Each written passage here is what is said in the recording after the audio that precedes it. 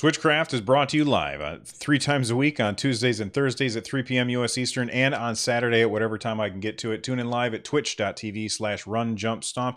This particular episode of Switchcraft is brought to you by Kaylee. Support Switchcraft and my other content over at patreon.com/runjumpstomp for as little as $1. There's our first segment. Oh, man, I don't know how I feel about this. It's recording everything. All right. Next segment. Here we go. Where is it? Oh, that's right. Sponsor.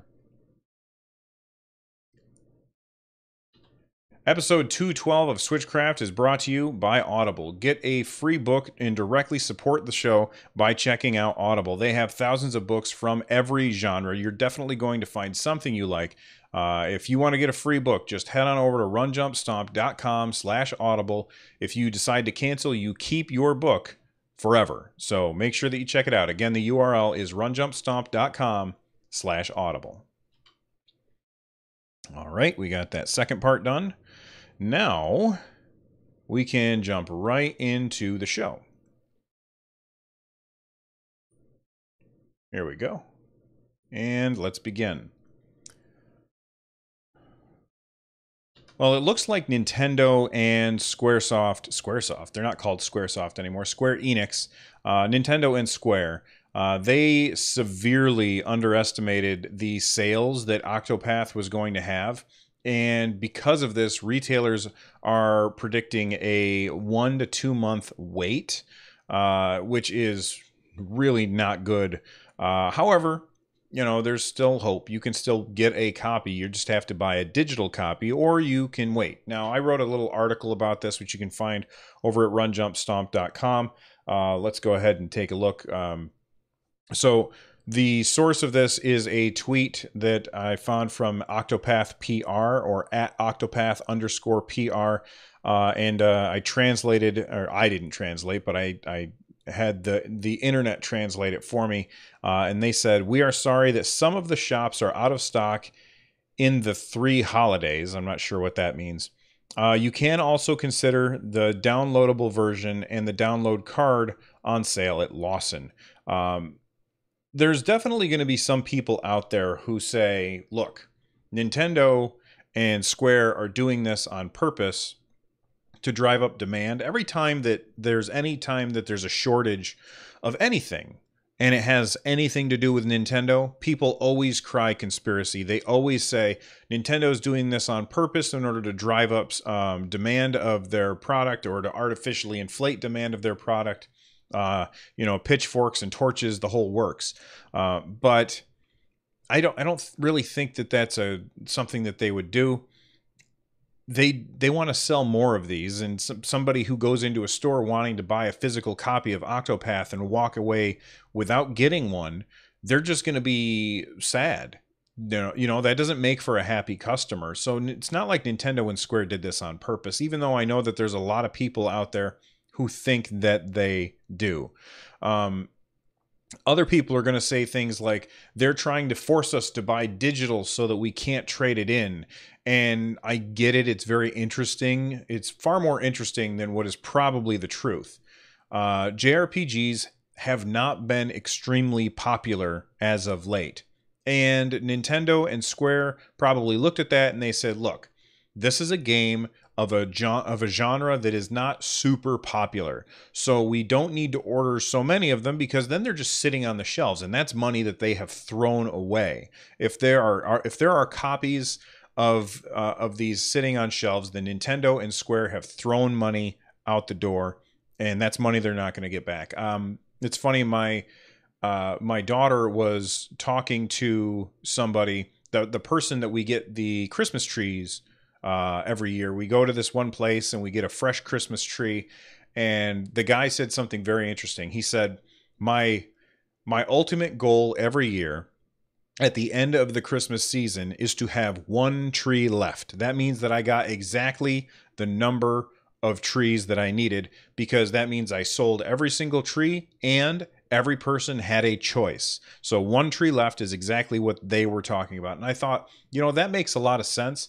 Nintendo they don't want one left. They want none left. They want to sell exactly as many, or they want to make exactly as many that need to be sold. And that's a really hard thing to come up with. In the past, games of this genre without the Final Fantasy tag on it, they tend to sell about X number of copies. So let's make that number of copies so we don't leave unsold goods on the shelf. And they estimated too low because the demand for Octopath is really, really high. I think that this game is really fantastic, and I'm having a lot of fun with it. I'm probably around 7 or 8 hours in. I'm taking my time with it. I don't know how long the game is. I was listening to the Nintendo Pulse podcast the other day, and I heard that it's a shorter game, which is fine with me. There's a lot of people who think I need to have a 300-hour RPG in order to really enjoy it. I don't, because inevitably I lose interest with it. I almost never finish games because I just don't have time, especially when the next game is coming down the pipe. I don't need a super long game. I'm having a lot of fun with Octopath, and it sucks that you can't get a copy right now. If you go to my show notes, which this is episode 212, so that would be runjumpstomp.com/212. If you go to my show notes, there is a link there in this story that will take you straight to Amazon, and you can buy a digital download code, and you can get a game that way. And that actually also supports the show. So anyway, if you haven't picked up Octopath and you really want a physical copy, I know that there's a lot of people out there that are upset about this. What I want to make sure that you understand is it's a single player game. You are not missing out on anything by playing it a couple of months later than everyone else. So if you would prefer to get a physical copy of the game, just wait, because the game's still going to be awesome when you end up getting your copy later on. Let's see. What kind of gaming? Oh, 1232 Storm is asking, what kind of gaming headphones do you use? I use SteelSeries Arctis Pros, and I'm holding them up for the video. I use SteelSeries Arctis Pros. They're wireless, and they're expensive, but again, go to runjumpstomp.com/Amazon to use my link to buy them, though, because that supports the show. All right, let's move on.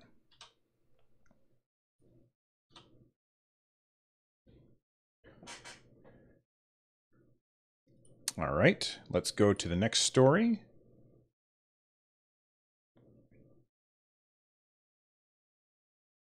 They are pretty fancy. The thing that I like about these is that well, first off, they're super comfortable. They have great audio.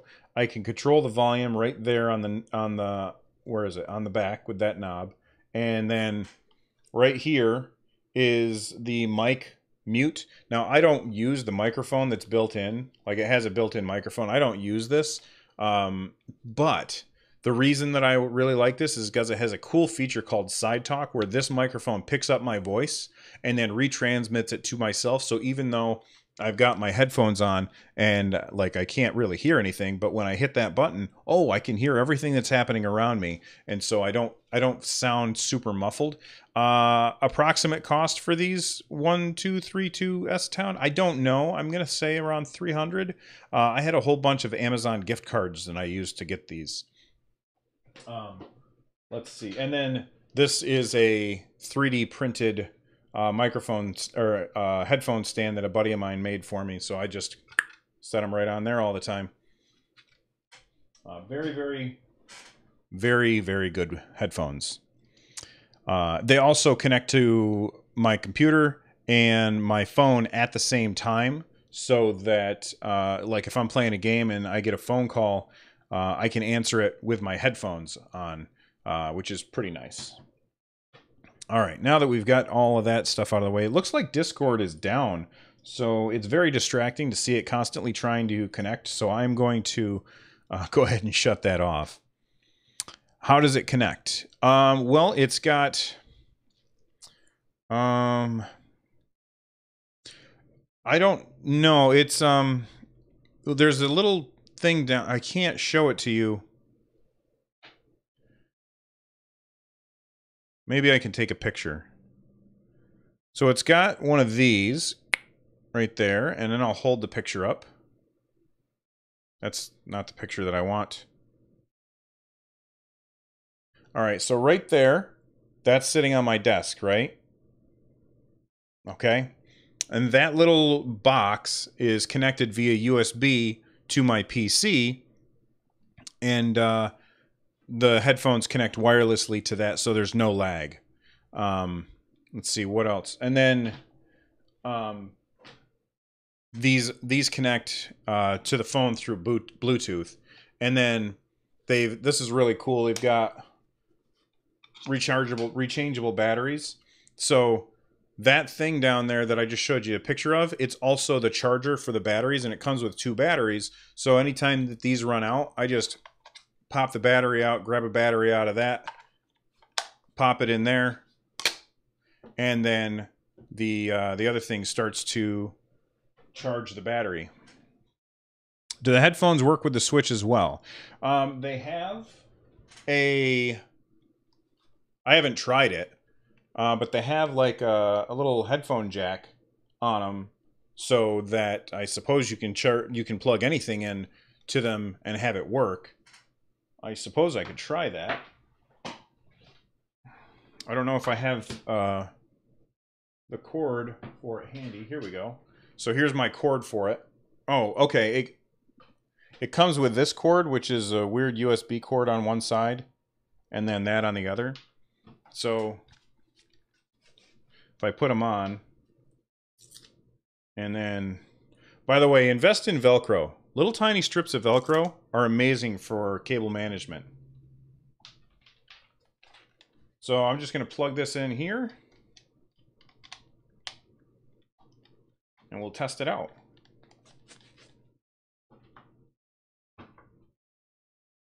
Where's the headphone jack? There we go. Yeah, it works. Yeah, because I can hear it right now. Yeah, it's working. I hear everything.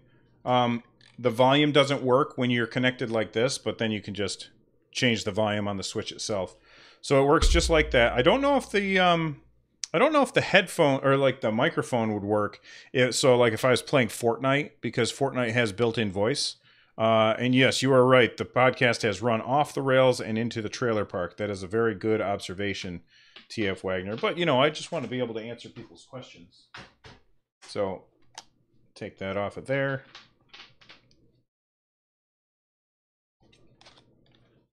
Put my headphones back on the stand. Keep hitting the mic so that's nice and loud for people's ears. And I'm just going to wrap this headphone cord back up.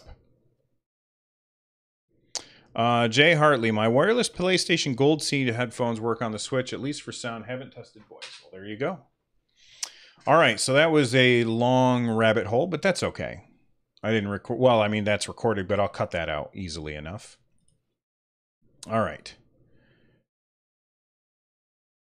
You know, I'm going to save that for the end. Let's move to the next thing here.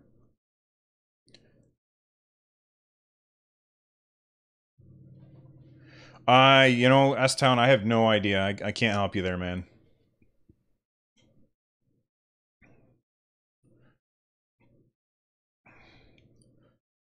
So, unbeknownst to me, I guess that, oh gosh, Hollow Knight has free DLC, basically, that has been coming out. Now, Hollow Knight basically just launched on the Switch maybe a month ago or so, and the 4th free DLC for the game is coming out very soon. Let's switch over to the correct screen here.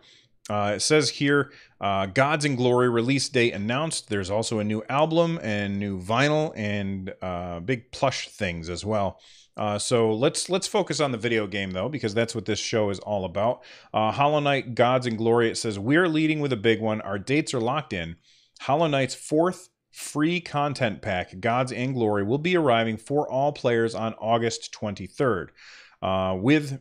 We said that this would be the largest pack yet, and we weren't lying. A whole bunch of new bosses, a slew of new music, new NPC, new quest. The final chapter for the night is turning into the celebration we hoped it would be. We're so eager to get this one out to you all, and we're so close. Get on your PC or Nintendo Switch. Get your PC or Nintendo Switch ready for the end of August. We're going to put your Hollow Knight skills to the test. Now, I have still not played Hollow Knight. I've heard that it is extremely difficult, and that kind of game would probably only frustrate me because I just don't have the skill to compete. So I'm not super excited about this, but I know that Hollow Knight is a game that people were super excited for. So I wanted to make sure people knew that, hey, you're going to get more stuff to play if you've already finished the game, and if you have, bravo, because I've heard that that game is all but impossible. But Gods and Glory is coming at the end of August, so get ready for it. There we go. And, okay.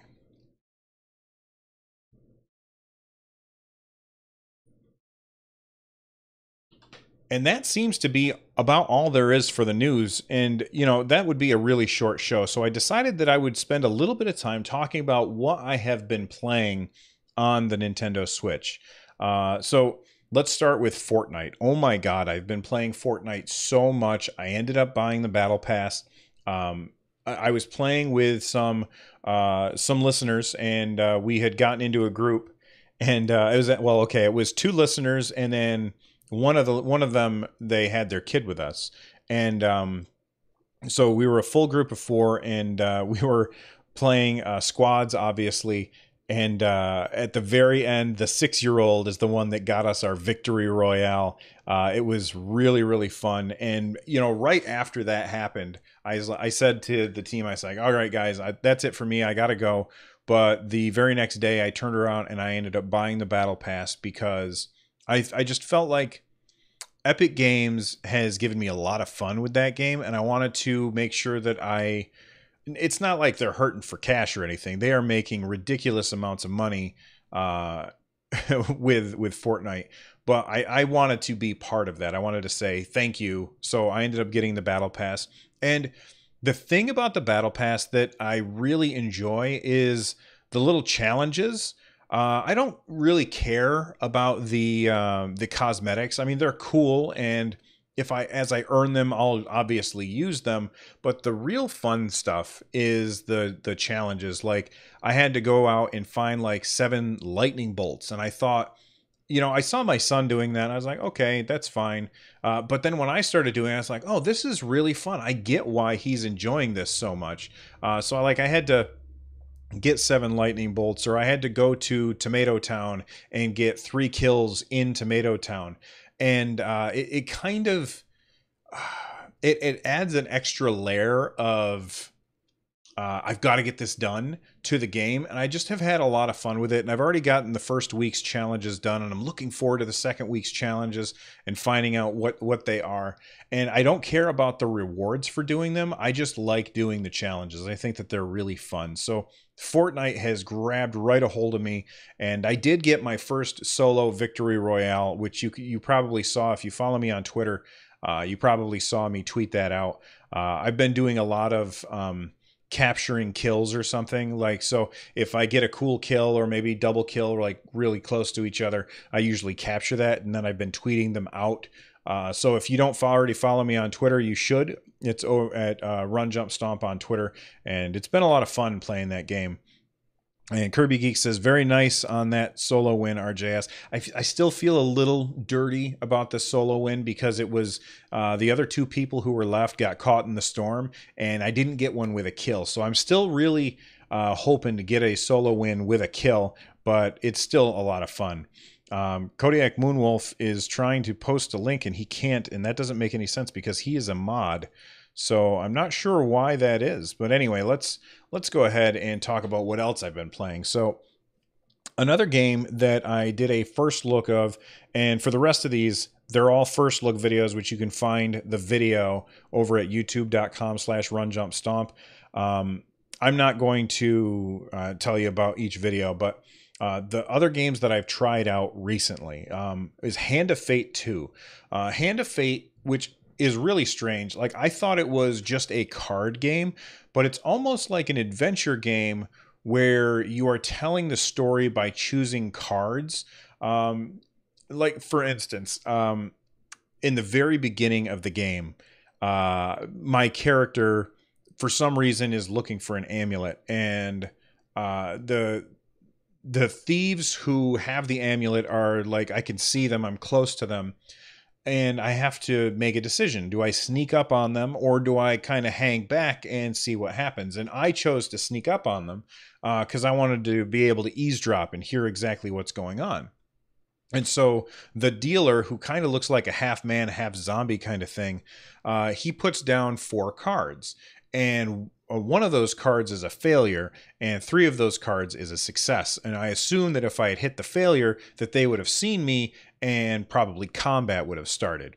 But I picked the card, and it was a success card, so I succeeded, and I was able to get a little more information. And that's the way that the game plays out. And I thought that that's what the whole game was going to be like, and I thought it was really cool.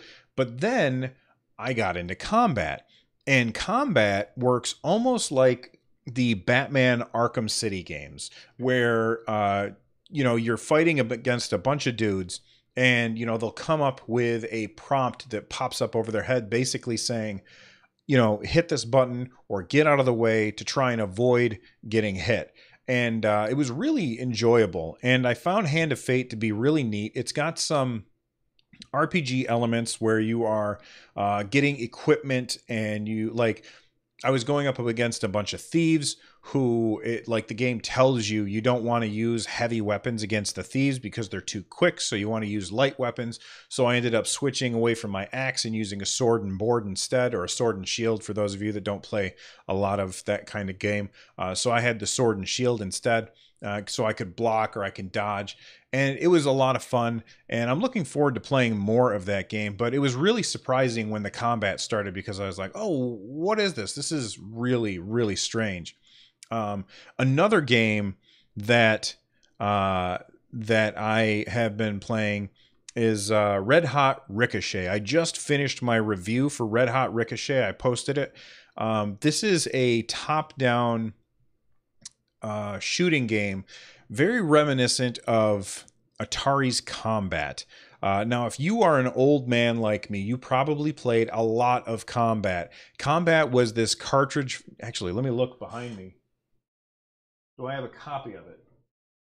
I do not have a copy of it. So Combat was this, like, the cartridge didn't even have a picture on it, just said Combat on it. But you would put it in to the Atari 2600, and it was basically this tank game where it was you against player 2. And I believe that was just a multiplayer game. You couldn't do any single player, but it was me versus somebody. And you would drive around in this little tank, looking down from the top, and you could shoot. And you could change settings to make it so that the bullets would bounce off walls, or you could shoot from one side of the one side of the screen, and it would come through the other side of the screen. And that is the first thing that I thought of when I saw Red Hot Ricochet. Seth Scott, who made the game Membrane, he was the one that reached out to me and asked if I would check out this game. And of course I said yes, because he's a really talented guy. He did all of the audio design for the game, and he did a great job. I think the audio design is fantastic, but I also really liked the visual design of the game. It's very minimalistic. I would not recommend that you pick up this game if you don't have anybody to play with, because just like Combat, there's no single player campaign. It is just you versus your friends, and there's also no online. And those are the 2 things that I would really like to see. If you want to see more, make sure that you check out the Red Hot Ricochet review video, and you can also check out my first look, like my initial impressions of the game when I was playing. The last game that I started playing recently for the Nintendo Switch was a game called Galak-Z, which is Galak-Z, or Galak-Z. And this is a game that it's a free-to-play game. You can download it right now. And I've played a little bit of it, and it's a little weird. Galak-Z is basically another, I want to say, side-scrolling shooter. Feels like a top-down, or plays like a top-down shooter, but the view that you have, it feels like it's from the side, but it's really plays just like a top-down shooter. And it's a free-to-play game, so there's a bunch of microtransactions in order to buy the currency. I don't really know if it's a pay-to-win game or if the currency is just there to make things, you know, for cosmetics and things like that. But the levels that I played were really fun, and I definitely enjoyed it. And I'm going to go back and try out some more of Galak-Z. But if you haven't picked up the game, it's free on the Nintendo Switch, and you can check it out yourself. So I recommend that you do. It's pretty fun. So we've got Octopath. I've been playing a whole lot of Octopath, really enjoying that. I've been playing tons of Fortnite, Red Hot Ricochet, Hands of Fate 2, and Galak-Z. And I hope that you guys check those games out. Plus, I've got, oh, I forgot to bring this up. Let me just bring it up real quick because I forgot to add this to the show notes. I've got another first look video coming soon. And I can't remember what day it is. I'm just trying to get it to load up on the screen here. Here we go. This is fantastic audio, by the way. Void Space Racing. That review is going to come out in 3 days. So on July 20th, not review, but my first look at Void Space Racing is going to come out that day. That's a really strange racing game that takes place in space. But anyway, that's what I've been playing on the Switch recently, and I've been having a lot of fun. My PS4 has just been sitting there collecting dust. My goodness. Hands of Fate 2 is out on the Switch, Pudding is asking. I don't know if it's out yet. I got a review copy, so I got it early. I'm really not sure if it's out. I don't know what day it comes out. So maybe I can look that up after I'm done recording and I can let you know. Finally, let's move on, and we've got a review of the show. If you want to help out the show, one way that you can do it is to review the show. Head on over to Apple Podcasts on your phone or use iTunes on your computer. And once you're there, you can go to the podcast section, find Nintendo Switch Craft, and give us a review. It will definitely help. And we've got a not so nice review today. Julp, which hopefully I said that right. I'm sorry if I didn't. They gave the show 2 stars. They said, listen to a few of these, and the podcaster just seems to echo opinions and news without a lot of thought put into it. Pretty vanilla and boring. Has a nice voice to listen to. Just wish he put more effort into it. Well, thank you for taking the time to review the show, Julp. I appreciate it. And I appreciate that even though you don't really enjoy the show, you had some constructive criticism there. I will say this. I do put a lot of effort into the show, and sometimes it might seem like I don't put a lot of effort into it because I don't script things out ahead of time. I usually just say what I like. I do a live. Oh my God, what's the word that I'm looking for? And this is the kind of thing that I'm guessing that you don't like is it's just a stream of consciousness where I'm just saying exactly what I'm thinking. And that's the way that I feel like you get the most authentic thoughts. Because if I sat down and scripted everything out ahead of time, while yes, it would feel more polished, it probably wouldn't be as authentic because I would go back and edit this and change that in order to make things better.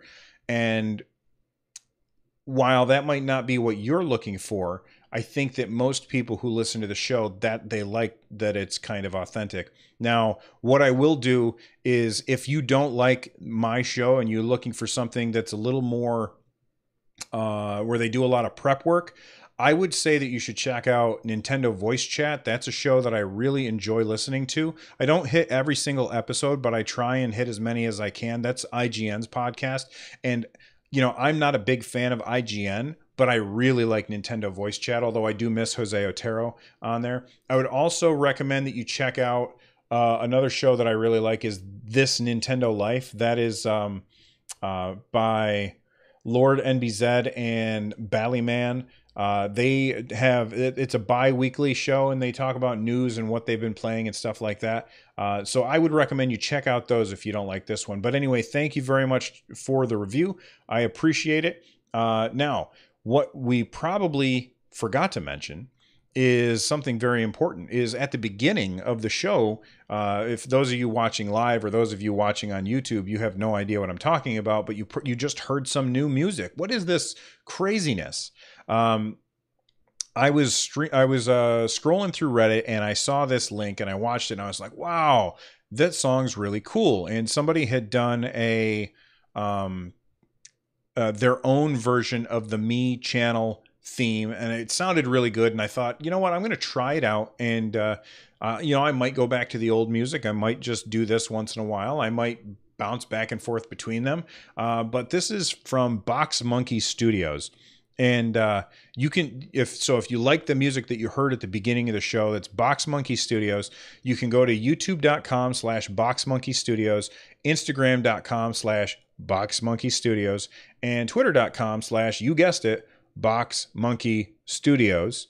Although I think that they spelled studios wrong on that one. And you can find more of their stuff. But anyway, I reached out to them and I said, hey, can I feature this on the podcast? And they said, yes, go ahead. That's going to be great. So we're going to have some brand new intro music today. We're going to stick with the Tom Winter F-Zero stuff at the end. I really like that stuff. And thank you to Box Monkey Studios for letting me feature their music on my podcast. Anyway, we are out of here. Today's music is Box Monkey Studios and Tom Winter's F-Zero. I will see you all next time. Bye-bye.